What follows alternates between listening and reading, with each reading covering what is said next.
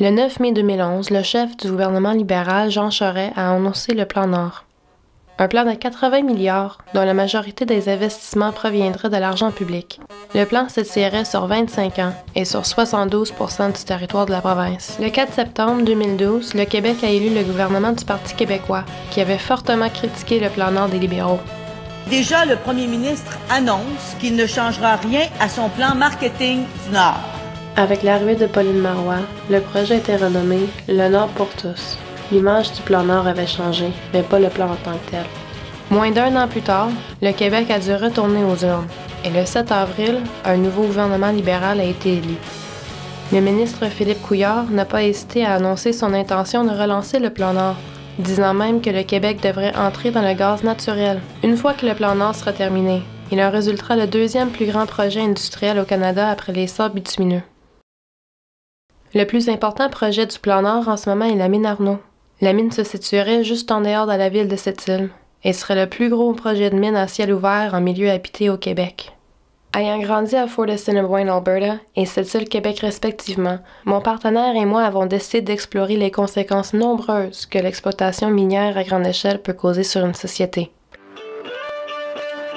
In 150 meters, arrive at Montreal Dorval International.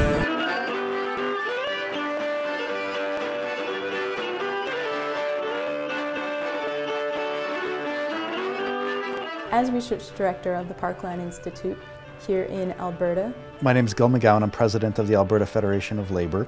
I grew up on a farm at Rochford Bridge, Alberta. When the big oil companies come in and say jobs, jobs, jobs, you really have to ask the question, jobs for who? The winners are relatively small in number and the losers are many. And I would suggest that Quebecers should look hard at who's won and who's lost. We're not being responsible with our own resources.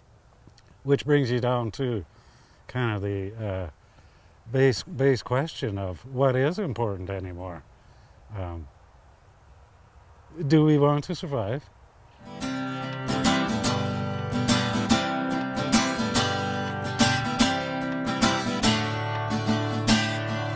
vient en chenou, on vient prendre un coup, on va te montrer où je suis né. On a la mer, une longue hiver, des belles rivières, des mouches noires.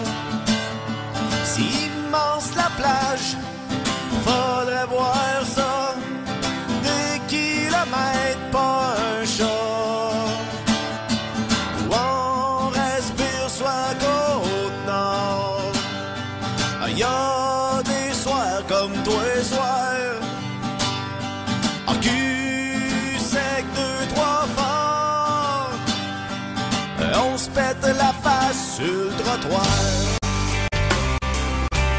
Parmi les villes affectées du Nord, on retrouve la ville de Sept-Îles, située à environ 930 km de Montréal sur la rive nord du golfe du Saint-Laurent. Elle a une population de 28 000 personnes. Par contre, il est difficile de calculer les nouveaux arrivants non résidents qui viennent travailler pour les projets du Plan Nord. Cela implique aussi 2 communautés inoues sur le territoire, Uashat et Malé-Autonome, qui représentent une population d'environ 4 000 personnes.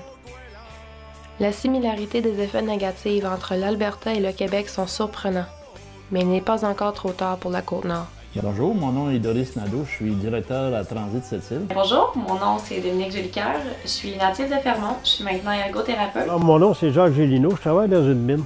En fait, je travaille dans une minière de la ville de Port-Garcia. Mon nom c'est Denis Jourdain, je suis la petite fille de Blandine Jourdain. Bonjour, ici à la salle où se déroulent les audiences du BAP pour le projet Mine Arnaud.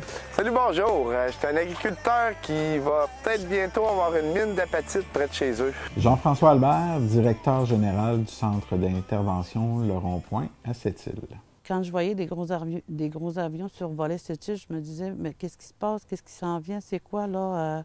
C'est-tu quelque chose qu'ils sont en train de développer ailleurs? Mais c'est là. Quelque temps après, c'est le premier ministre Charest qui annonçait là, son plan Nord. On entend souvent les médias annoncer que c'est bon, un plan Nord, beau développement sur la Côte-Nord et à Sept-Îles. On entend un peu moins depuis quelques mois parce que ça a changé de nom, c'est plus de plan Nord.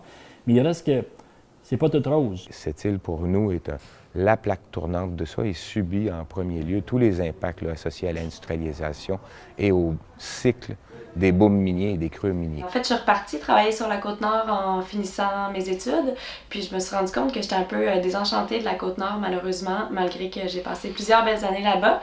Puis je pense que c'est un peu en raison du plan Nord. Est-ce qu'on va être capable éventuellement de faire en sorte qu'on va avoir un projet qui va durer?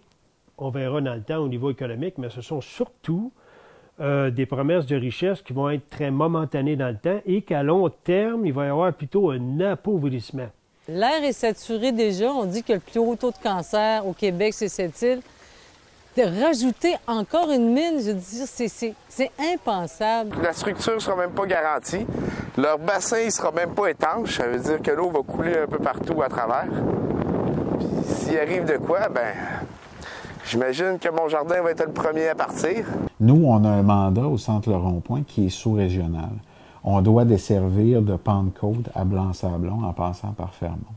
Mais avec les financements qu'on a présentement, on peut à peine suffire à la demande à la clientèle de Sept-Îles et Port-Cartier. Quand on regarde ça, quand on regarde le terrain, on se dit tout ça pour un asti de bout de cailloux.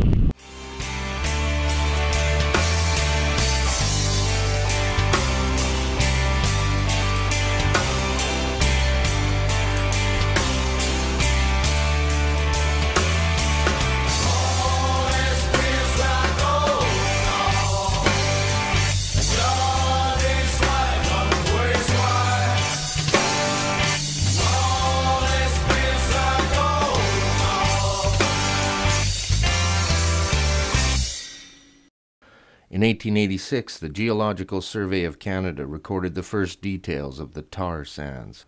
The province of Alberta was formed in 1905. In 1949, the first oil well was drilled, slowing all other economic activity until it came to a grinding halt. Alberta was originally made up of farmers, ranchers, and woodsmen.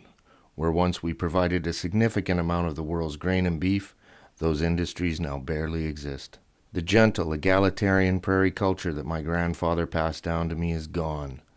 The province of Alberta has been ruled by right-wing politics funded by big business for the last 80 years. Only a very small portion of the population profit from the oil wealth, most of whom do not come from or remain in Alberta. Albertans make almost nothing from the extraction of their resources. And even though we produce almost as much oil as Saudi Arabia, the Alberta government debt is currently $14.5 billion, and our social programs are a joke. In a generation, my people will be left with the world's largest open-pit toxic waste dump, poisoned waterways, and will have seen their culture destroyed. That's the real Alberta advantage. La région n'est pas étrangère au développement. Avec les nombreuses compagnies minières déjà bien établies dans les alentours, dont le Iron Ore Company, Cliffs Natural Resources et ArcelorMittal. Sans oublier les nombreux barrages hydroélectriques pour alimenter ces mines et la plupart du Québec. L'arrivée du plan Nord, par exemple, elle, c'est autre chose. C'est de l'expansion accélérée sous la guise du développement durable. Les autres industries qui fleurissaient pendant un temps, dont la pêche, ne sont déjà plus ce qu'ils étaient. Les grands projets ne laissent plus de place pour la diversification économique, laissant les régions dans des situations à risque. En 1989, l'ouverture de la luminerie Alouette près de l'emplacement de l'ancienne fabrique d'huile à baleine permet la revitalisation de la ville. Et depuis, plusieurs autres projets de mines et de barrages hydroélectriques se sont rajoutés. La population a beaucoup à craindre, surtout depuis le déversement de mazout par Cliffs en 2013 à la baie de Sept-Îles, et la découverte récente que le site du terminal ferreux du Iron Ore Company à Sept-Îles est une des plus vastes sites de contamination au pétrole au Québec. Depuis son lancement, le projet de la remède a bafoué les droits des Autochtones. Les inquiétudes environnementales sont nombreuses et selon la Commission sur les enjeux énergétiques, le projet ne serait même pas rentable. Le plan Nord n'est pas là. Il y a le Parti québécois qui a réanimé ce plan Nord-là, mais qui est peu existant. La Société du plan Nord, à Sept-Îles, c'est un employé, à peine un bureau. Donc pour nous, le plan Nord, c'est encore un plan marketing pour mettre en valeur les ressources du Québec, pour les offrir aux gens à l'international. D'une certaine façon, c'est un plan qui va mener à la dépossession totale du Québec et des Québécois. On doit se concentrer sur ce qui se passe chez nous pour protéger notre cour arrière, si on veut, notre milieu de vie, notre nourriture, notre espace de jeu, pour faire en sorte que, finalement, si on est capable d'y vivre, bien, on pourra faire en sorte à long terme de s'assurer que, avec les Inuits, on soit capable de mieux gérer le territoire, puis on soit capable de planifier le développement, puisque présentement, il n'y a aucune planification à long terme de fait. L'équivalent de 5000 terrains de football, Minarno est une co-entreprise formée par Investissement Québec et Yara International. Le projet prévoit débuter en 2016 pour une durée de 28 ans. Par contre, une étude de la Banque mondiale, faite en début 2014, démontre que la rentabilité du projet est loin d'être garantie. Le Bureau des audiences publiques environnementales a déjà rejeté le projet en février 2014 en reportant que l'ensemble du dossier était complet. Il avait aussi la question d'acceptabilité sociale. La commission d'enquête constatait l'absence d'un consensus social et la polarisation de la population sept-îlienne. These trees are very old, and the importance of maintaining the forest cover in the northern shore of Quebec is extremely important. This is a value not in the timber respect, but in the respect of the forest ecosystem and everything that it provides for the wildlife and maintaining air quality.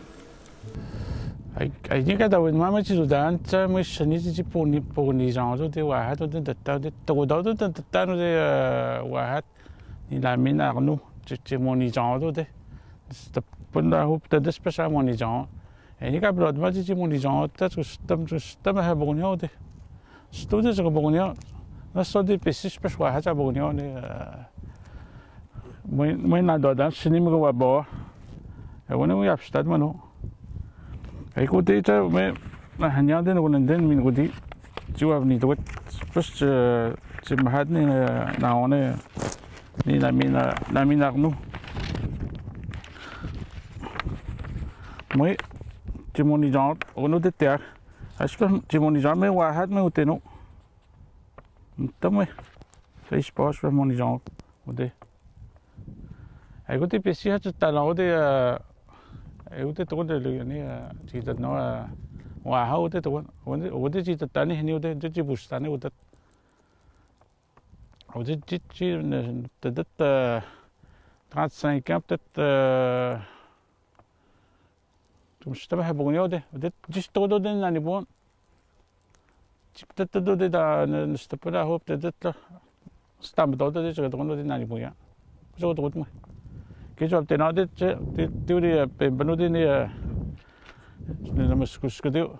근데 미야 했다 게 리동 케베고 저 딱 벤버든 와 너무 스쿠스쿠도 돼. 네, 리동 케백 마비 많이 나가는 저 답스코는 자제 된다. 그러고네. 자, 나오는 데냐. 대화 오늘 이게 가다 보면 맞지도다. 많이 했지 버즈데면 좀 또 하나도 해. 또 먼저 저거 두두데 저 보고내는 거. 했지 버즈데면 어디. 너때게 버즈데면 어디 와 한적 있어. 사도데 했다 오늘도 했다 시부도 했다 أودي تقول ولا كريبي ما ولا دايدي بيعملنا وانا بيو تجي أنا كنا ده بتولي منو كم مش كذا بيجنو مي وانا بديني وانا بتشافني كهوب نات ما دي شارجي زودانو ده كيف جدوا هذا بس سكاونا ميجيش ياد ما بتشافني واحد ما هو بس سيدو إنه ميناقنو 이 나디에 위시다 대왕을 해야지 노트냐 같은 거 나왔다. 또 저기 단도 또 보면 지노 보면 저기도 나오나 오면 집이 뭐야 스티프시 좀 맞으면 이거 나와 하시 그 보험이야. 이거네. Si et dedans jusqu'à maintenant. C'est bon.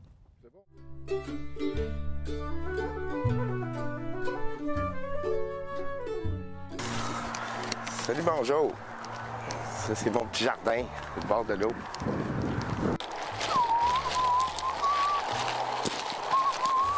Pas du morceau. C'est bon.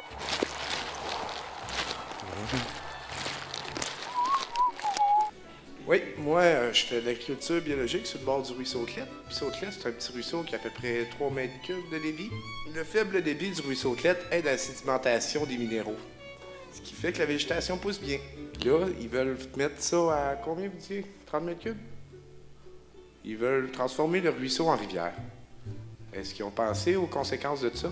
Parce que ça a rapport au débordement de la rivière, puis mon ruisseau, puis mon jardin qui va disparaître. Si la digue n'est pas viable, mon jardin, c'est pas juste un jardin qui va disparaître, c'est ma maison aussi. C'est quoi leur recours? En fait, s'il y a un problème avec le ruisseau, j'invite M. Turcotte à venir nous rencontrer. Et nous allons lui expliquer la situation, qu'est-ce qu'on prévoit. Et si jamais il y a une situation qui lui cause préjudice, je l'invite à venir nous la présenter. Quelles vont être les conséquences sur ma santé, sur la santé de mes clients qui vont manger les légumes? Parce que la poussière va se ramasser dans ma terre de jardin. Il va en avoir dans mes légumes. Puis je sais que les betteraves, les carottes, tous les légumes racines accumulent plus de ces toxines-là. Juste pour m'aider à comprendre, vous êtes situé à quelle distance à peu près de la mine projetée? C'est à peu près 1 kilomètre, là. 1 kilomètre? Oui. Dans quelle direction par rapport au vent? Tu sur une carte, M. Biron, pour lui montrer ce que je suis par rapport à ton projet? Pourriez-vous mettre la carte? On va mettre la carte, M. le Président. Entre la mine et les bassins de résidus miniers. C'est sûr que cette distance-là, ça peut causer des problèmes, tout dépendant de la concentration des poussières, justement. On ne peut pas garantir à monsieur qu'il n'y aura pas de problème s'il est exposé continuellement à des poussières de silice. Il n'y a pas eu d'évaluation des risques jusqu'à maintenant. Et M. Biron a indiqué... Je peux continuer de m'inquiéter. Vous pouvez continuer à faire ce que vous voulez, mais M. Biron, a indiqué qu'il a commandé une étude toxicologique et j'imagine que M. Biron, vous allez la déposer dès qu'elle sera prête. M. Turcotte, ça va? Ben là, trouvez-vous que j'ai une réponse? Il y a plusieurs questions qui ont été posées ce soir. Les gens ont une historique avec les projets dans le fond minier ici.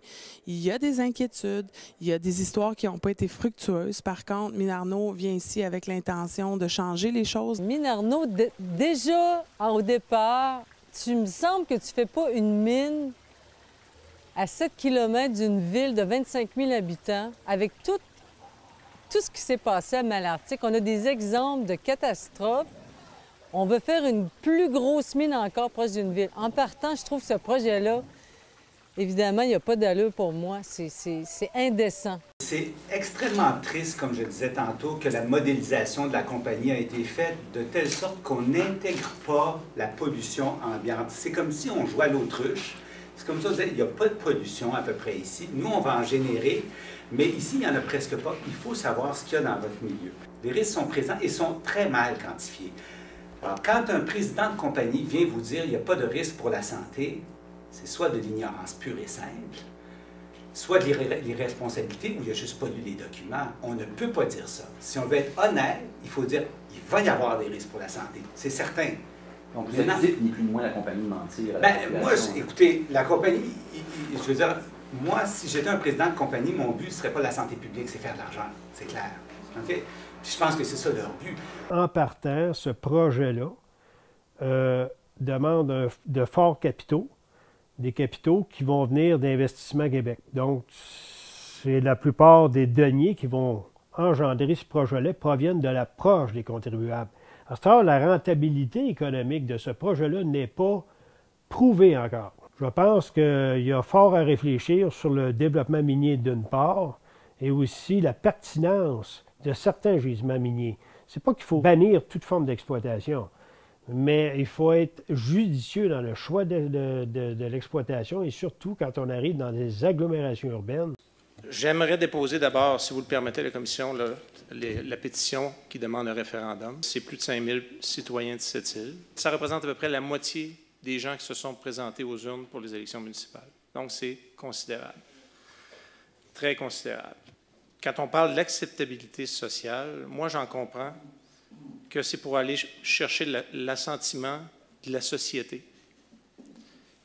La société sept-îlienne, une grande partie de la société sept-îlienne demande à pouvoir se prononcer sur l'acceptabilité du projet. Avant de l'adresser au promoteur, j'aimerais demander à la ville aux représentants de la ville de Sept-Îles s'il est au courant de cette liste signée par 5000, une pétition finalement, qui demande un référendum, la tenue d'un référendum. Est-ce que vous allez tenir le référendum? Ou est-ce que... Non, c'est pas la décision du Conseil a été de ne pas aller de l'avant avec le référendum. Considérant que dans le contexte juridique prévalant au Québec, les municipalités ne disposent pas dans l'état actuel du droit de pouvoir ou de droit de veto pour imposer leur orientation concernant des projets de développement minier sur le territoire. Pour nous, c'est important que le dialogue se maintienne. Nous avons pris connaissance de la pétition qui a été déposée auprès de la municipalité. Nous, notre position face à ça, c'est que l'acceptabilité sociale, c'est un processus évolutif qui se fait dans le temps.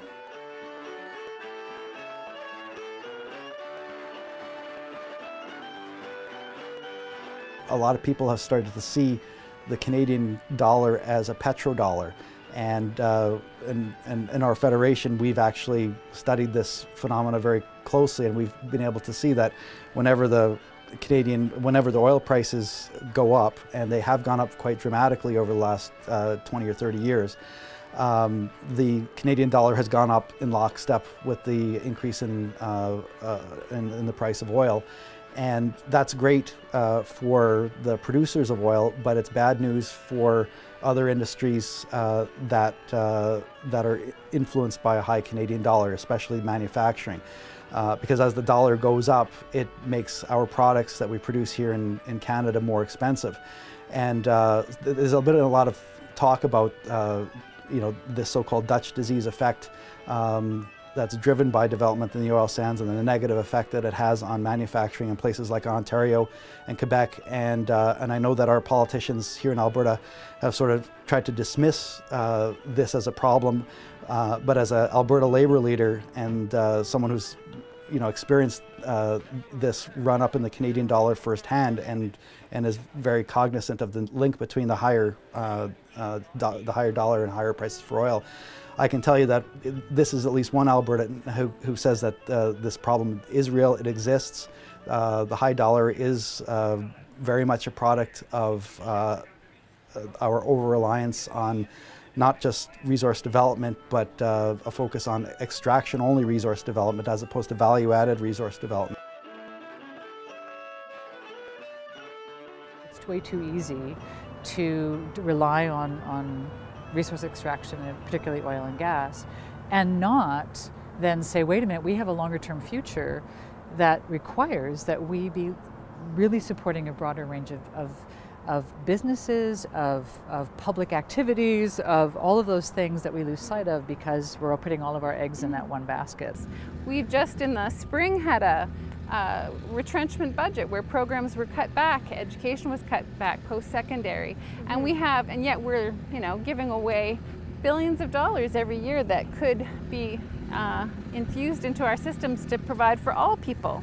Alberta is a rich, rich province, really. I mean, we have abundant wealth, but we're just not collecting it. And what's fair to all of Albertans, we all should be benefiting from our wealth. But right now it seems like, the top 10%, top 1% are the ones who are. Alberta is a province of haves and have-nots. You get the extremely rich, often concentrated in Calgary, working in the oil and gas sector, and then you have the rest of us, average Albertans struggling to make it by.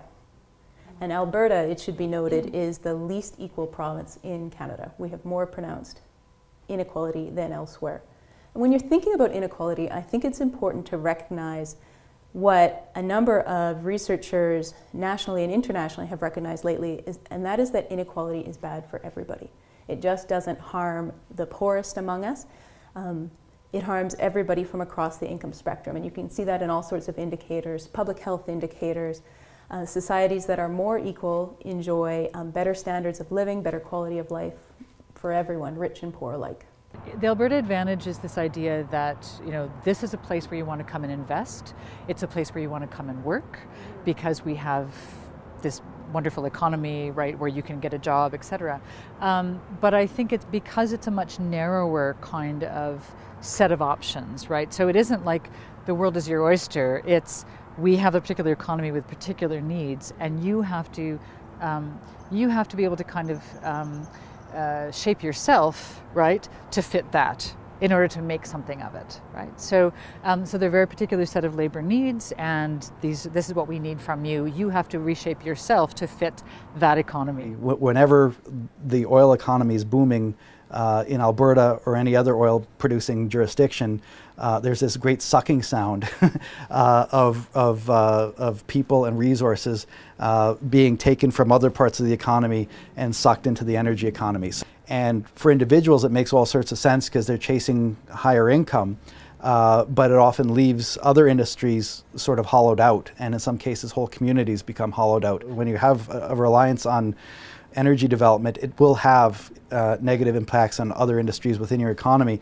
And the same is true on a national basis. You know, what's good for Alberta, for example, and what's good for the Alberta energy industry, in some ways may not be good for the broader Canadian economy. Puis ici, à cette île, le plan Nord nous yeux, si on veut, comme étant la porte d'entrée et la porte de sortie du Nord. Nous avons les accès du chemin de fer, nous avons l'accès aux aéroports, nous avons la route 138 qui va vers l'Est, la route 389 qui va vers le Nord, et nous avons le plus gros port de mer en eau profonde du Canada, 4 saisons. Donc, on est capable même d'accommoder les bateaux, les Chinamax, les plus gros minéraliers au monde, qui peuvent accoster en aucun endroit ailleurs en Amérique du Nord, à part qu'à cette île présentement. C'est tout pour vous démontrer que la ville de cette île est vraiment le point de chute et le point d'entrée de ce plan Nord-là. Pour nous, le plan Nord, présentement, c'est une vague de travail qui ne se matérialise pas. C'est une vague de travail qui se matérialise vraiment pas au niveau permanent, qui est ressenti à cette île par l'afflux de construction que ce petit boom-là a donné. On a eu, dans les derniers 2-3 ans, probablement 3 à 4 000 travailleurs qui ont transigé ou habité à cette île pour travailler. La loi sur les mines, il y a There's God, puis après ça, il y a la loi sur les mines, puis après ça, il y a le reste. Donc, la loi sur les mines, ce qu'elle fait, ce qu'elle nous dit en réalité, c'est qu'en aucun cas, et jamais, on peut être propriétaire de ce qui se passe en dessous de notre terrain. Quelqu'un peut venir clémer notre terrain, peut venir posséder le fond de notre terrain, ne serait-ce qu'avec seulement une carte de crédit. Alors ça, c'est vraiment un problème. C'est un problème pour tout le monde, beaucoup plus que ce qu'on pense, parce qu'il y a des gens qui sont tranquilles de génération en génération sur certains terrains, où est-ce qu'il y a du nobium, du vanadium, du n'importe quel tissu minéral dans leur sous-sol. Et du jour au lendemain, peuvent se retrouver avec une compagnie contre laquelle ils doivent se battre, puis plus du tout de patrimoine de terrain.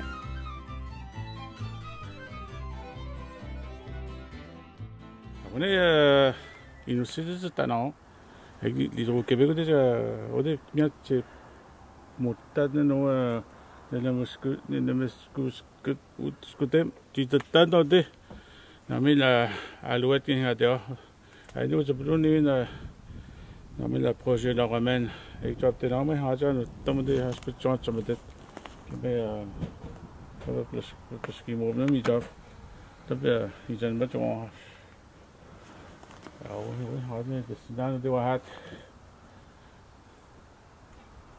Le plan Nord offre beaucoup de promesses. Je pourrais dire que je suis bien placé pour dire que ces promesses-là peuvent se réaliser, étant un privilégié parce que je gagne ma vie dans une minière. Malheureusement, je suis obligé d'arriver à une conclusion contraire.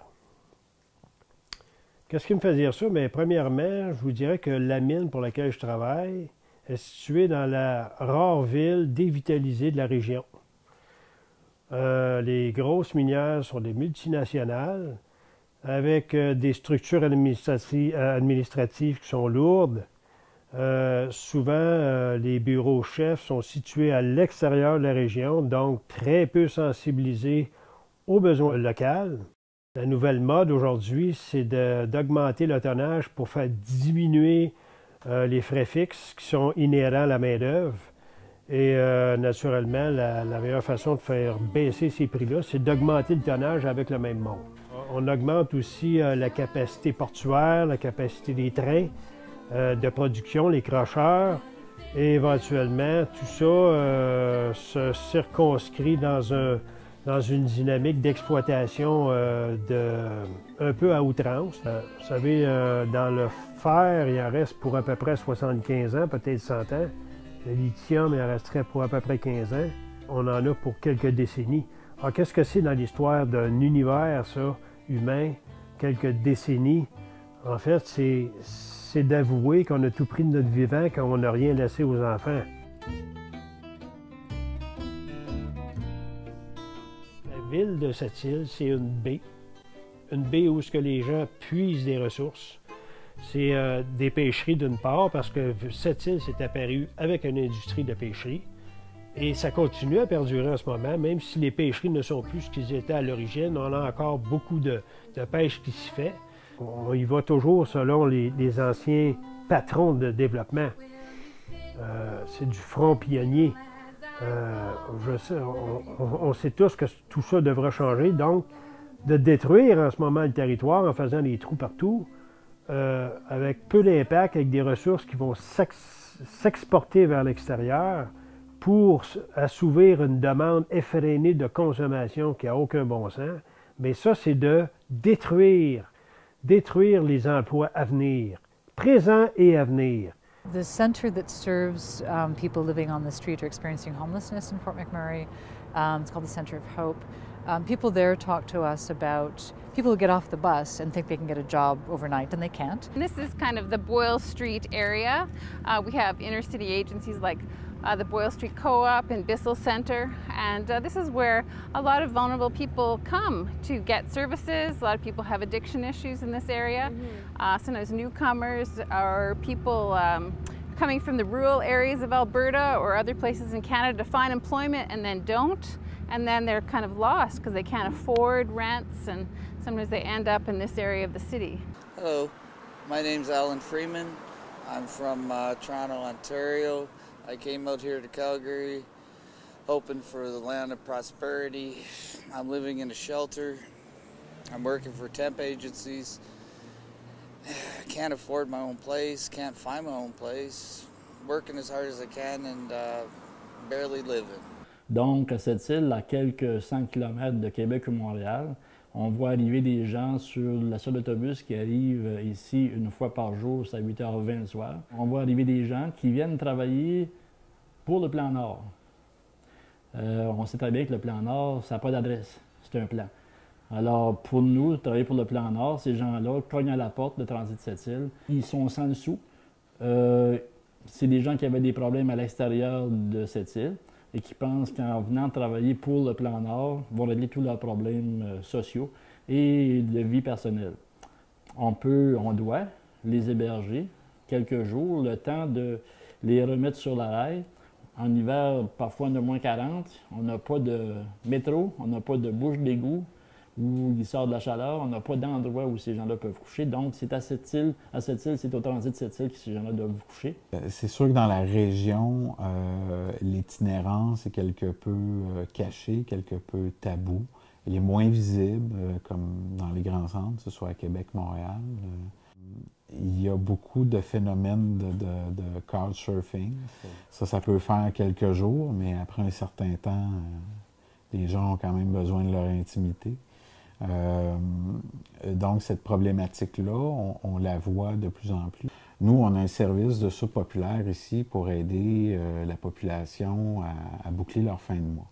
On a bien sûr les comptoirs alimentaires, mais le service de soupe populaire, on l'offre 5 jours semaine sur l'heure du dîner et un service de déjeuner aussi. On a pu noter une augmentation d'environ 45 % depuis les 2 dernières années.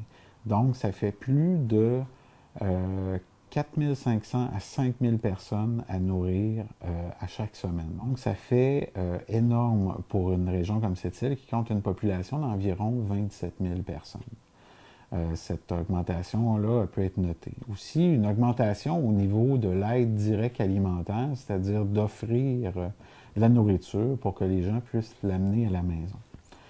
Ça aussi, ça a connu beaucoup d'augmentation, plus de 71 %.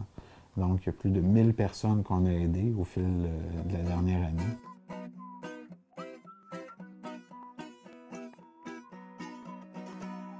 The cost of my house here is about $400,000, which is a little less than the median price in Calgary. However, that same house in Dallas, Texas, where I moved from about a year and a half ago, probably less than half that amount. The price of a gallon of milk, half as much. There is the house is expensive rent, more than Ontario. So in Ontario is one bedroom $600-700. Here is $1,200. Les gens qui arrivent ici, les exploitants ou les prospecteurs, ces gens-là ont des moyens.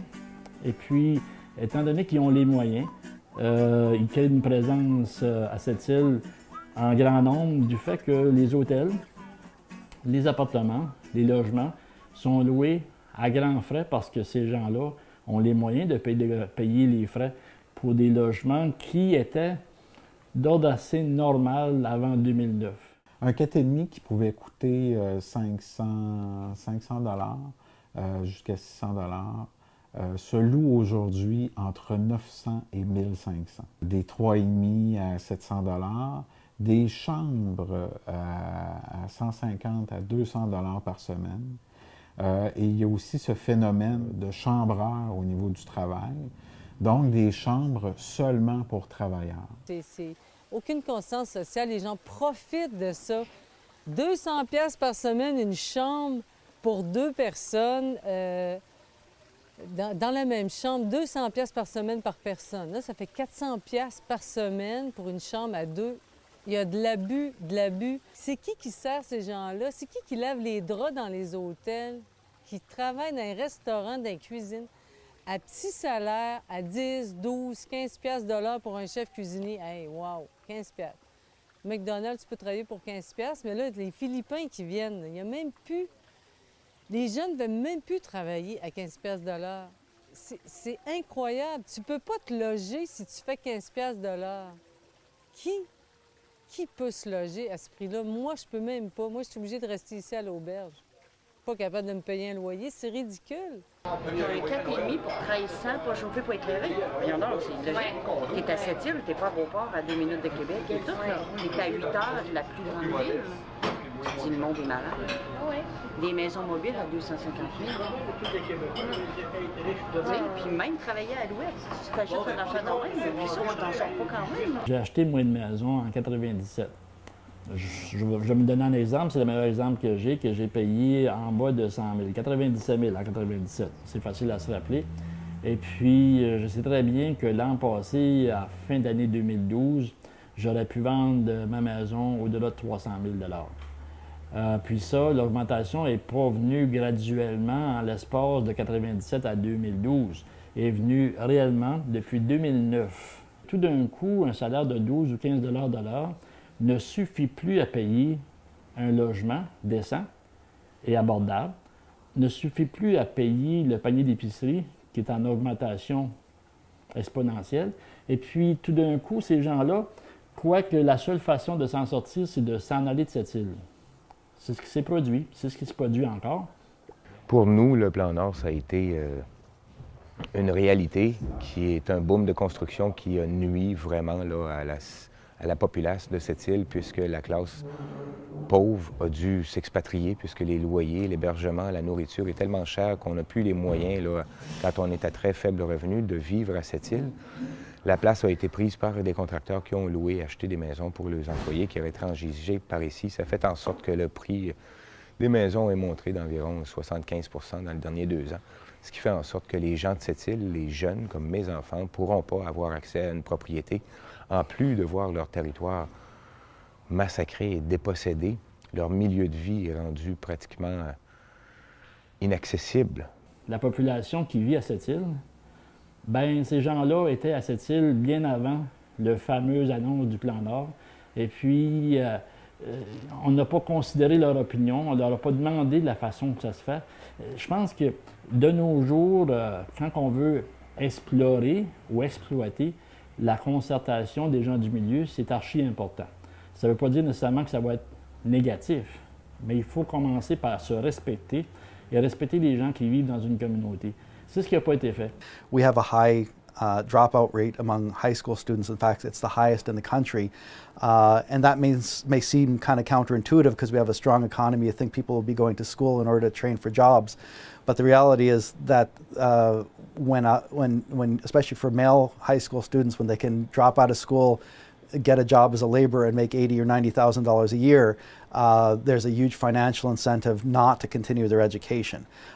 Even though if they were to stay in school, and especially if they got a trade, they might be able to make more than that $80,000 or $90,000, but that short-term incentive of grabbing that money quickly has resulted in a lot of people leaving school who in other provinces probably would have stayed. It's a disincentive for like the rest of the community to get educated, because there's people that me that are going to university, and I meet all of these young men that are making $100,000 a year. Really, they're 21 years old, feeding our economy, and they are uneducated people. So it just seems ridiculous, because there's all these starving students that are trying to get educated, and then you get out of school and you're making $25,000 a year. Well, that's just stupid. Why wouldn't we just go up north and join the forces, actually make some money?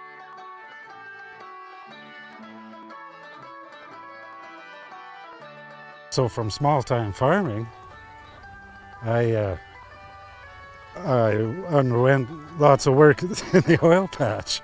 It was pretty destructive on my body.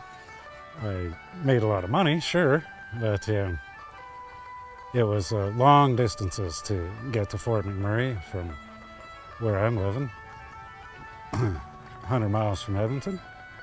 Living in camp where the food, again, the food is the cheapest food that can be purchased by these catering outfits for us to eat.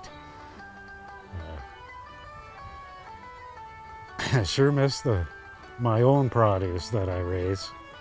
It creates just all sorts of stress for people, and we know that Albertans rate themselves the lowest in Canada in terms of their connection to community. It really hurts community. People aren't connected. Everybody's working so busy, or things cost so much. Everybody has to have two-income families. Children aren't seeing their parents very much because their parents are so busy working. A lot of the jobs, it's true they pay well, but they're often very short-term, and especially when it comes to things like fracking, people can move into your community for a few months or a few years and generate all sorts of economic activity, which seems very attractive at the front end. But sometimes it can overwhelm local infrastructure, and we've seen that in places like Fort McMurray and in Grand Prairie and in other communities across our province. Local community infrastructure becomes overwhelmed. Small communities have their social fabric sort of thrown out of whack with this huge influx of people who are not part of the community. And then often the development is short-term. So the hordes descend with lots of money and equipment, and then when the jobs are done, they disappear. And so the local economy is strengthened, and then it's hollowed out. En fait, c'est quand je regarde Malartic. Malartic, c'est une ville qui s'est développée avec l'industrie forestière, mais surtout avec l'industrie minière. L'industrie minière a littéralement dévasté la région. Et on sait qu'il y a des cycles miniers. Ça commence, une mine, et ça se termine.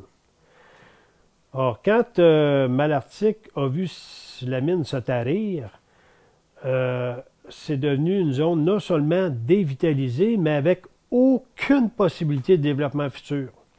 Alors, les gens ont resté pris avec leurs investissements personnels, les investissements immobiliers.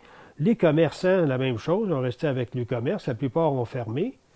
Et là, la seule façon de relancer cette ville-là, c'est en développant une autre mine. Ce qu'on ne pense pas aussi, c'est tout ce que ça amène du côté social à cette île, qui est une ville quand même qui a développé son côté culturel, côté social.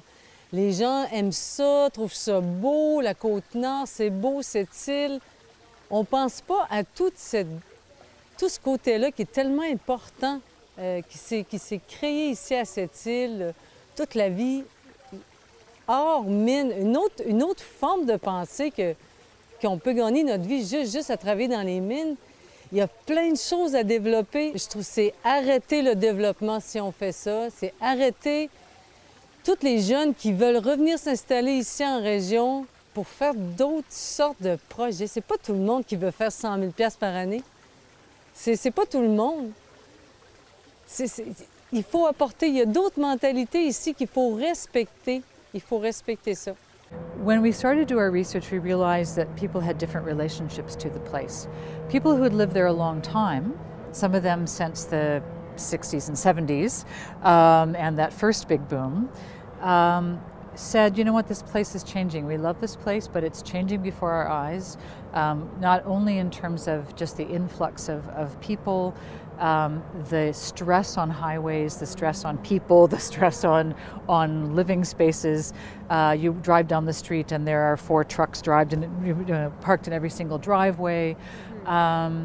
A sense that this isn't our home anymore. And so they were saying, I'm not sure if I want to, very few people retire there, right? They didn't want to retire there.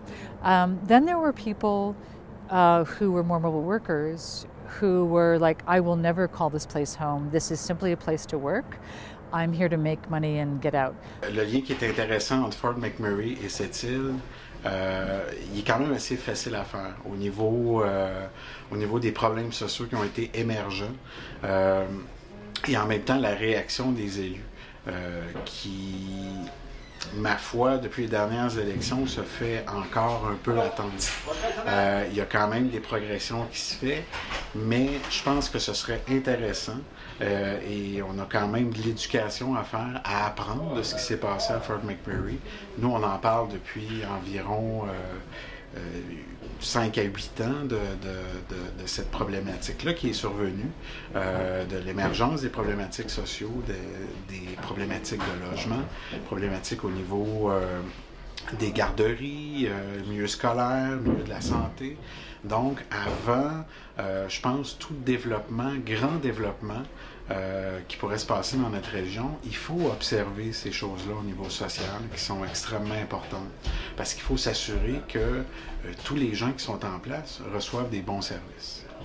Le Plan Nord, ça a eu beaucoup d'incidence sur le système de la santé, particulièrement à Fermont, à mon avis, parce que à Fermont, on est une population de 3000 personnes, puis avec le Plan Nord, donc avec le fly-in, fly-out, on est compté presque jusqu'à 6000 de population maintenant. Par contre, on reçoit toujours les subventions gouvernementales pour un système de santé pour répondant aux besoins de 3000 personnes. Donc, on a des listes d'attente comme on n'a jamais eu. On a des trous dans nos services de santé, autant santé physique que santé mentale et santé dentaire. Donc, je pense que ce qui arrive, c'est que finalement, on oublie la population derrière ça. Puis, le Plan Nord, c'est une initiative des industries, sauf que le gouvernement n'a pas suivi après ça. Ils ont oublié justement d'avoir un plan. They don't ask always what the community think about it. They tell the community there is so much money comes in, and that can be great for the community. When you see later on what's happened, it's not that great than they promised mostly. They do nice facility, like by the school over here. They have a nice playground. We have there the biggest wagon wheel in the world. Things like that. But that is a little gift.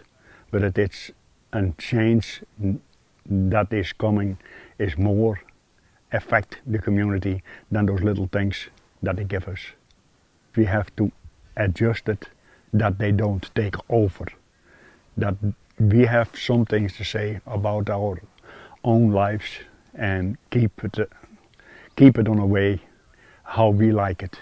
It's not always possible, but if we don't do nothing, the industry takes over, and the industry not always take it on a nice way, and they don't care about what's left.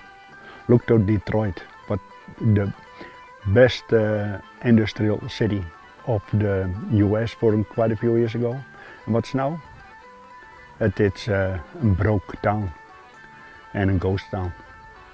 And that's sometimes the results from the economical development, and we have to watch out for things like that.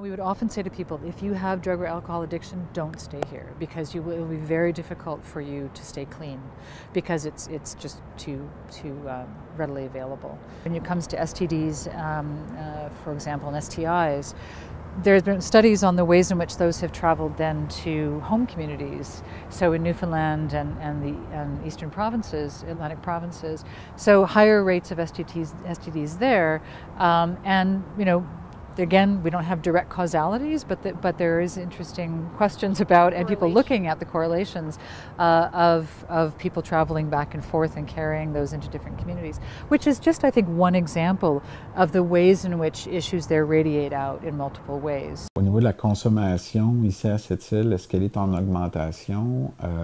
Oui, il y a une grosse augmentation. Au niveau des amphétamines, des speed, qui est très utilisée dans la clientèle jeunesse. Pourquoi? Parce qu'elle n'est pas chère, elle est peu dispendieuse. On peut en trouver à 3, 5, 7 $ du comprimé. Augmentation au niveau de la consommation de cocaïne, et fait à noter, cette consommation de cocaïne-là se fait de plus en plus dans la clientèle jeunesse. C'est réellement problématique. Si on prend entre autres le chantier de la Romaine, qu'on le veuille ou pas, il y a beaucoup de questions qui sont reliées et qui, de près ou de loin, au chantier de la Romaine. Si on parle des maladies sexuellement transmissibles, si on parle de dépendance aux drogues dures, ce sont des réalités et on a beau le nier d'ici à 14 heures, il va falloir y faire face éventuellement. C'est le prix à payer pour de l'expansion accélérée, effrénée, improvisée à la dernière minute. C'est le dur prix à payer sur le plan social. Souvent, les gens vont me dire « Ah, c'était la même chose à la Bay James. LG2, c'était la même chose. » Oui, mais c'était en 72. Je pense qu'en tant que société, on est en droit aujourd'hui de se positionner puis de voir les choses autrement avec l'évolution de la société, avec l'éducation qui a haussé, le taux d'éducation au Québec et le taux d'alphabétisme a été en hausse au Québec. Je pense qu'on est rendu à une autre page de notre histoire et il va falloir qu'on visualise puis qu'on envisage notre développement économique de façon plus éclairée, de façon plus éthique. Hein? Le terme éthique prend tout son sens ici, de façon plus éthique, en impliquant le citoyen. Dès les premiers balbutiements de l'initiative, il ne faut pas attendre que le deal soit déjà tout fait pour impliquer le citoyen. Le citoyen doit être entendu. Le droit, c'est un strict privilège qui peut difficilement lui être enlevé. Le citoyen doit se positionner dès les premiers balbutiements d'une initiative donnée. A lot of the development in the energy sector tends to be skewed towards jobs for men as opposed to women, there has been some progress made in that direction. There are more women in the trades than there were 10 or 15 years ago, but they are still a significant minority. So a lot of the jobs that are created by this kind of development are primarily for men, not for women. Au niveau du travail, c'est sûr que majoritairement dans les mines, c'est un milieu d'hommes. Beaucoup plus difficile de faire sa place comme femme dans ces milieux-là. Donc il y a encore, on peut dire, une stigmatisation totale. The gap between men and women in terms of wages gets wider because a lot of the highest paid jobs in our economy are in the energy sector or energy-related construction. And those jobs tend to skew towards men, and so there is always a gap between male and female earnings in Canada, and there's all sorts of reasons for it. But the gap between men and women is actually the biggest here in Alberta. You can see that in terms of incomes. Women working full-time, full year in Alberta in 2009, most recent available data, earned about 68% of what women earned across the country. So it's a substantial disparity in terms of earning power. One thing that came up in our interviews with people who had children was that they were worried that if they were both working all the time in high pay and high hour jobs, that they would end up just kind of saying to their children, okay, here's $50 to go, do something fun after school, we'll see you when we get home from shift work. And so worried about the loss of that relationship. But there was also this realization, wait a minute, that this has real impacts on how our children view the world. And we need them to see that there's much more to it than this extraction-intensive economy. Because of high population growth, driven by a resource boom which has constrained the availability of housing, women are trapped. Women and children are trapped in situations of domestic violence because they're unable to find other housing, and so are left in extremely difficult circumstances. On prend comme exemple un jeune travailleur dans la vingtaine qui trouve son premier emploi dans les mines, gagne en partant 80 000 $. Survient un incident, soit un accident de travail, perd de l'argent. Survient un shutdown, une fermeture d'usine temporaire pendant quelques mois. Et les paiements rentrent plus vite, les factures rentrent. Ça, c'est sûr et certain que les factures rentrent. Ça crée des tensions au niveau de la famille. On ne sait pas trop comment gérer ça.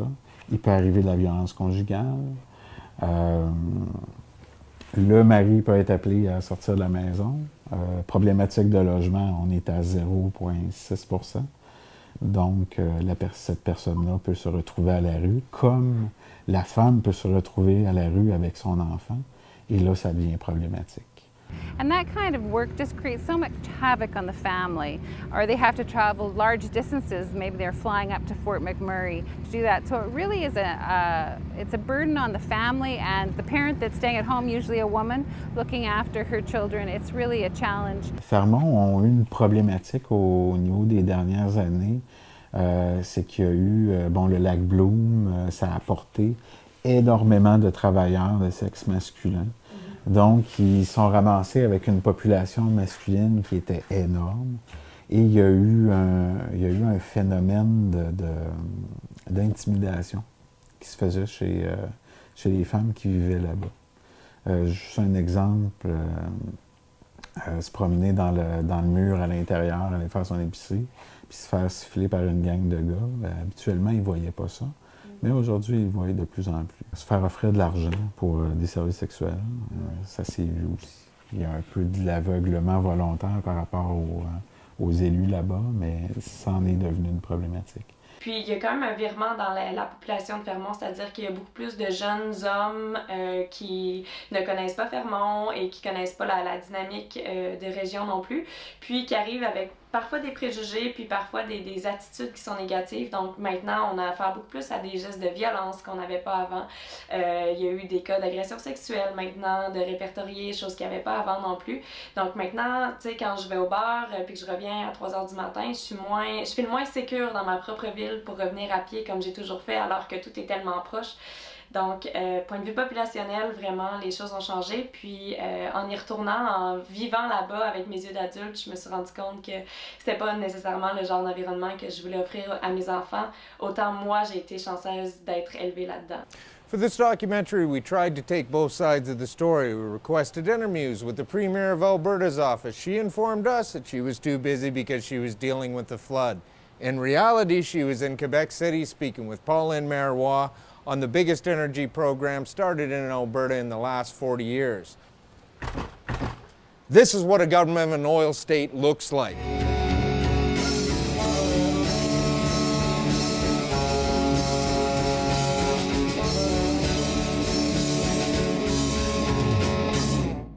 En ce qui concerne les autorités québécoises, personne au sein du gouvernement n'a répondu à nos demandes. These are big multinational companies, often based in the United States, sometimes based elsewhere. And these are companies that are used to getting their way when it comes to development. And they also often come from countries with a conservative political bent. This becomes part of what a lot of observers has called the curse of the petrostate, where big oil companies come in and, if not buy up governments, they put a disproportionate influence on governments because they're such big players in the economy. The politicians respond to the people who are paying the bills, but here in Alberta and other oil-producing jurisdictions, there's a sense among politicians that a lot of the bills are being paid by the oil industry, so they become a primary constituency for government as opposed to individual citizens. And from our perspective, that has a corrosive effect on democracy.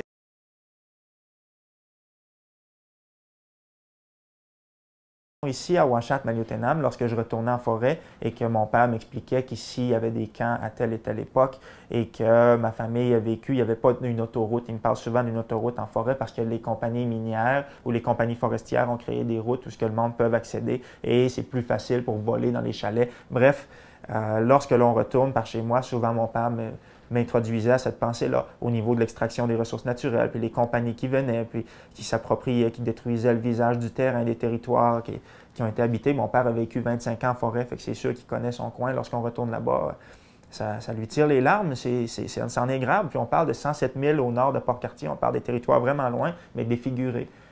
Défigurés. Successivement par plusieurs générations et plusieurs entités corporatives qui se sont rendues sur les territoires éloignés. Voilà, c'est une pensée pas commune de ma communauté, mais on partage quand même. Plusieurs membres, sinon la très grande majorité des membres partagent la même relation et le même sentiment d'appartenance puis d'attachement avec le territoire. Donc, ça venait naturellement pour moi d'être dubitatif et de questionner les initiatives d'extraction des ressources. Maintenant, depuis que je suis député, ça prend tout son sens parce qu'en plus de voir les initiatives d'extraction des ressources, je vois les humains derrière les initiatives d'extraction des ressources et je vois la malversation économique.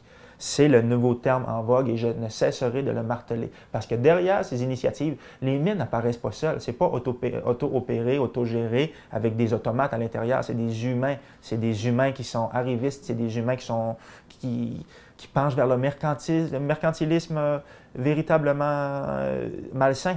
Ce sont ces gens-là qui sont en arrière et je le vois maintenant. C'est des ententes, c'est des poignées de main en coulisses. Et ce qui est déplorable, c'est que les citoyens sont toujours les derniers à viser. On leur présente un done deal et vous signez simplement le X en bas, c'est là où tu mets ta signature. Le citoyen arrive et le deal est déjà tout fait. Donc, c'est un peu la dynamique que moi j'ai observée dans ma propre circonscription au cours des 2 premières années de mon mandat. Quand on est rendu qu'on parle de plusieurs dizaines de millions manquants sur des projets de prolongement de route ou sur des projets donnés, qui sont censés bénéficier à l'ensemble de la population et que les montants ne se sont pas rendus à destination. Je pense que les citoyens sont en droit de se demander s'il n'y a pas de la collusion, s'il n'y a pas du délit d'initié, s'il n'y a pas du trafic d'influence, s'il n'y a pas du... On ouvre la porte. On ouvre la porte à bien des questionnements, puis c'est légitime. Donc oui, je me suis fait quelques ennemis. Suffisamment pour recevoir du blackmail puis des choses pas trop intéressantes. Des visites pas trop intéressantes non plus dans mon bureau au cours des années. Mais j'imagine que c'est le prix à payer, ça vient avec. Ça vient lorsqu'on pose des questions ou lorsqu'on invite les citoyens à se positionner, à prendre part active à la vie démocratique. Visiblement, c'est perçu par certains comme un frein à l'expansion économique, ce qui n'est pas nécessairement faux, mais si ton expansion économique est basée sur la supercherie, si ton expansion économique est basée sur l'absence de transparence et l'absence de transfert de l'information aux citoyens, bien, ta croissance économique, tu peux te la garder. Nous, ici, concernant le barrage Romaine, Hydro-Québec avait proposé une entente parce que les lignes de transport allaient traverser nos terres ancestrales. Hydro-Québec exigeait qu'il y ait un référendum. Il y a eu le référendum et la communauté a répondu non à 60 %. Je ne sais pas qu'est-ce qui est arrivé, là. Hydro-Québec nous est revenu avec une autre entente qui disent bonifier. Encore là, les membres de la communauté de Ouachat-Macmillan ont répondu non aussi à 57 %, je crois.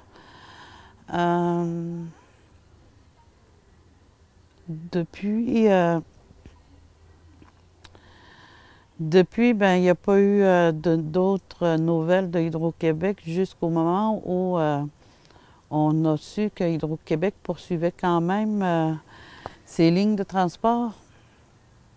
Il était déjà rendu sur nos terres ancestrales.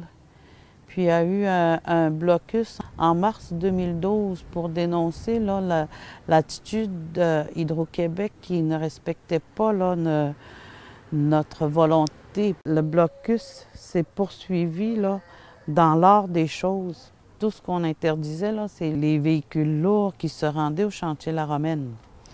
Ça, on ne venait pas mettre en danger là, la sécurité publique. J'ai fait une intervention assez agressive là, aux jeunes leaders la soirée du 7 mars. Puis ils ont quitté les lieux. Nous, les femmes, on est restées. En sachant que le 8 mars, c'est la Journée internationale de la femme, puis je disais aux femmes, ce serait très mal vu là, que la police vienne intervenir la Journée de la femme. On a maintenu le blocus la journée du 8 mars. On nous informait que Hydro-Québec allait faire une requête à la Cour supérieure pour une demande d'injonction. Comme hier, là? OK, OK, comme hier, comme ça ici. OK?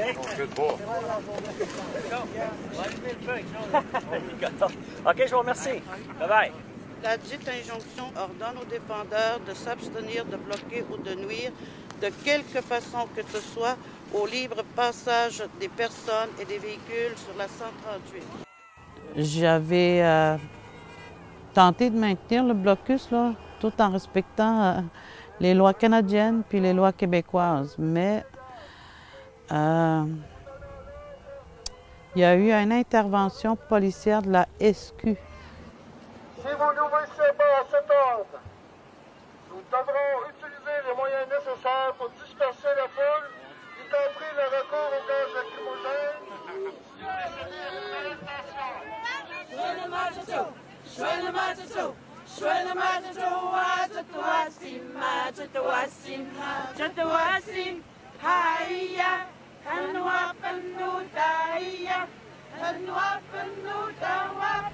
On s'est fait ramasser. Toutes les femmes qui étaient au blocus se sont fait ramasser, mais elles ont toutes été libérées.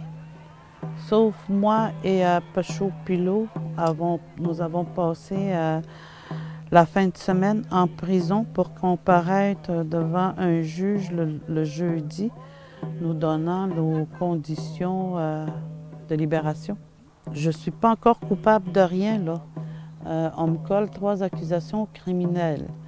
La première accusation, c'est entrave au travail de la sécurité publique de Ouachata-Macmalutenam. La deuxième, entrave au travail de la SQ. Et la troisième, pour avoir privé d'un bien matériel valant de moins de 5 000 $. Si la route 138, c'est un bien matériel dont j'avais privé les gens d'utiliser la 138, bien, la portion de la 138 qui se trouve à l'intérieur du territoire Innu à Maliotenam, elle vaut moins de 5 000 $. C'est des accusations assez farfelues, là.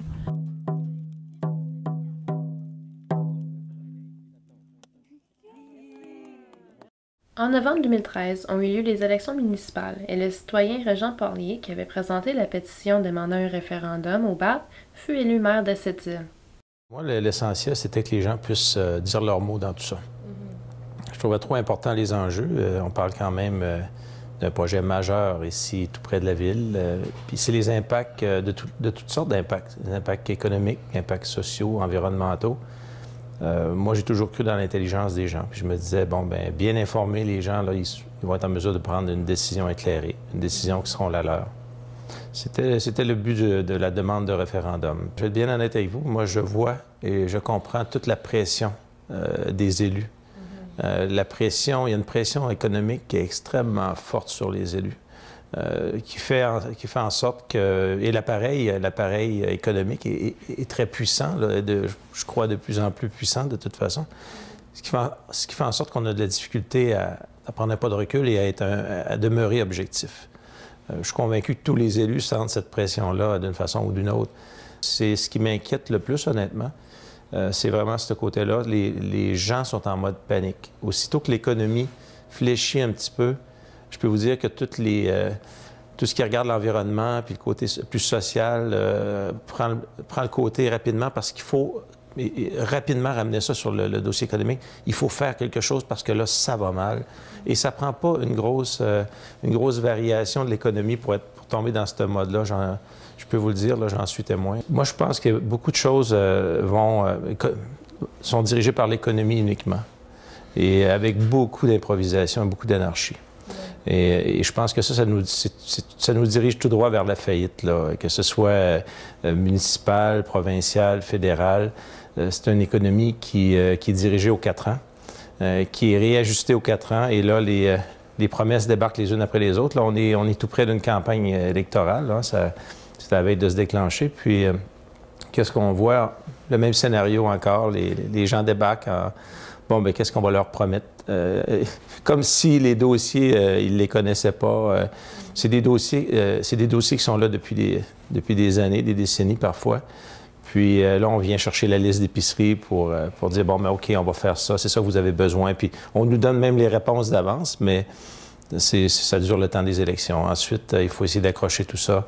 C'est rare qu'il y ait une vision. Puis c'est ce que je trouve qui est fondamentalement manque à toute cette réflexion-là, c'est la vision. Les politiciens en général ont très peu de vision. C'est au court terme, puis c'est plus qu'autrement, c'est avec le but d'être élu et d'être au pouvoir. Alors, c'est à mon tour. Moi, je suis au pouvoir maintenant. Ça fait que j'ai le choix d'essayer de faire une différence dans tout ça. Mais le changement, c'est devenu tellement la mode. C'est un peu comme le développement durable. Tout le monde se gargarise au développement durable, mais souvent, ça dure le temps d'une élection. On a appris, tout le monde ensemble, les conclusions du Bureau des audiences publiques. La réaction de Ménarneau ne s'est pas faite attendre. Ils ont vite statué qu'en fait, ce qui manquait, c'était des études, alors que le rapport est beaucoup plus sérieux que ça. Ils ont même osé dire que ça n'allait pas entraver le délai pour la mise en œuvre du projet de Ménarneau. Ils ont eu jusqu'à l'effronterie d'aller dire qu'ils continuaient et que les gens n'avaient pas compris. Alors, moi, j'ai juste un mot à dire à ces gens-là qui sont complètement décrochés. Tant et aussi longtemps qu'il n'y aura pas plus de respect pour la population, ils vont faire face à un mur. Parce qu'on n'a pas l'intention de se laisser faire. Le 24 février 2014 a eu lieu le premier conseil municipal depuis la sortie des résultats du BAP. Les citoyens se sont présentés en très grand nombre. La salle était bondée et un grand nombre devait être debout dans le couloir. Je suis en faveur que Ménarneau puisse continuer d'aller de l'avant dans son projet. Moi, je suis un gars de projet et je pense qu'il y a des solutions à toutes les problématiques. Je pense qu'il faut encourager Ménarneau à aller de l'avant dans ce projet.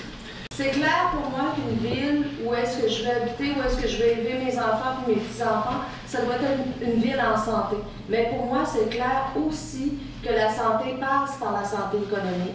Puis actuellement, là, je pense qu'un projet comme Ménarneau, ça ferait bien du bien à notre ville. Il y a 5000 personnes qui ont signé une pétition pour un référendum. Et puis, vous ne semblez pas vraiment vous en rendre compte de ce que ça représente.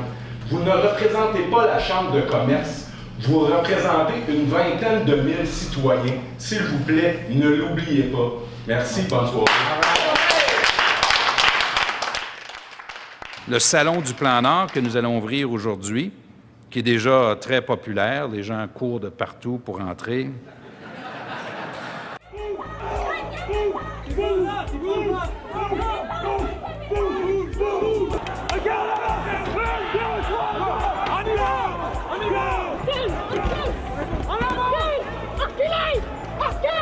C'est une occasion notamment pour les chercheurs d'emploi.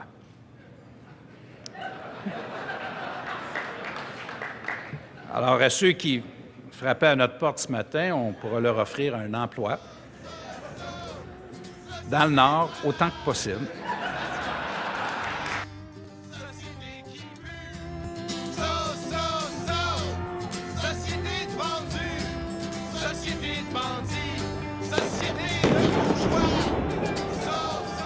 En avril 2014, Ménarneau semblait continuer leurs travaux. Selon eux, cela serait dans le but de réaliser des études demandées par le BAP. Ménarneau procéderait à une cueillette d'informations sur l'habitat du poisson, ce qui nécessite la caractérisation de quelques petits cours d'eau, ainsi que du déboisement supplémentaire. La compagnie Cliffs a été informée qu'elle devrait faire face à un constat d'infraction pour avoir rejeté une matière dangereuse dans l'environnement suite à un déversement de 450 000 litres de mazout. En mai 2014, Cliff Mine Wabush a plaidé non coupable à cette infraction. L'agriculteur biologique Luc Turcotte actionne la compagnie minière pour les dommages causés par leur déversement. Il a dû nettoyer sur les berges de son terrain ainsi que des oiseaux englués et morts. Hydro-Québec a proposé une troisième entente aux Inuits de Uashat-Mak-Manitoulin concernant la Romaine, presque 5 ans après le début du projet. Quelques 54% ont répondu oui, alors que seulement 52% des électeurs se sont prévalus de leur droit de vote. Hydro a ainsi abandonné les poursuites judiciaires entreprises contre des manifestants autochtones qui auraient bloqué les chemins d'accès des chantiers de la Romaine et SM3. On ne peut pas continuer comme qu'on fait. Il faudrait qu'on prenne le temps de réaliser qu'il y a des vrais enjeux. Il faut vraiment prendre le temps de regarder ça puis de faire du vrai développement durable. Les politiciens, les promoteurs de gros projets miniers, ils en parlent sans arrêt de développement durable. Mais une fois que le projet est réalisé, bien, la réalité sur le terrain est vraiment différente de ce qu'ils ont annoncé au début du projet. So if I have one bit of advice for any jurisdiction that has discovered new resources or is thinking about exploiting these resources, it's that they should think about how to safeguard their democracy and their democratic institutions. So there's so many things that the government really has to have their hands on and be involved and not just think it's up to business. It really is about us all working together and supporting this. And it can be done, but it's got to be managed well, and that just certainly hasn't happened in Alberta. J'espère que tout ce stir-là, si on veut, qui est en train d'arriver, nous fera en sorte que la population et nos élus, nos dirigeants, se pencheront plutôt sur un plan de développement vraiment durable et mettra au centre l'humain, si on veut, le citoyen, l'habitant, plutôt que le promoteur de grands projets industriels miniers. Je trouve que c'est triste de voir qu'une bonne initiative de la part des compagnies pour faire de l'argent pour le Québec, tout ça, a aussi mal viré parce que ça a flippé entre les mains, puis les gens n'ont pas pris le relais pour que ce soit bien fait. Donc je trouve ça particulièrement déplorable, puis j'espère que ça va changer pour que les gens soient heureux en région à nouveau. Il n'est pas trop tard, il est encore temps que les lumières s'allument et qu'on fasse en sorte que notre région on puisse progresser, mais sainement. C'est pas facile de trouver l'équilibre dans tout ça, mais je pense qu'on a un rôle, on a une réflexion à faire tout le monde ensemble. Et je souhaite que dans ma participation sera axée autour de ça, justement, essayer d'asseoir les gens ensemble, puis faire en sorte que, peu importe ton revenu, tu trouves ta place dans une société comme on a ici. Ici à cette île. Je veux dire, c'est toute la situation, ce qu'on vit présentement à cette île depuis un an, les questionnements, ça ne regarde pas juste les Sept-Îliens. Fait quel message, vous, en tant qu'association canadienne, qu'est-ce que vous pourriez dire pour réveiller l'ensemble des Canadiens à notre problème? Je vais faire le bureau si j'entends votre question. J'ai juste un mot à dire. Face aux événements qui nous entourent, c'est une déception durable.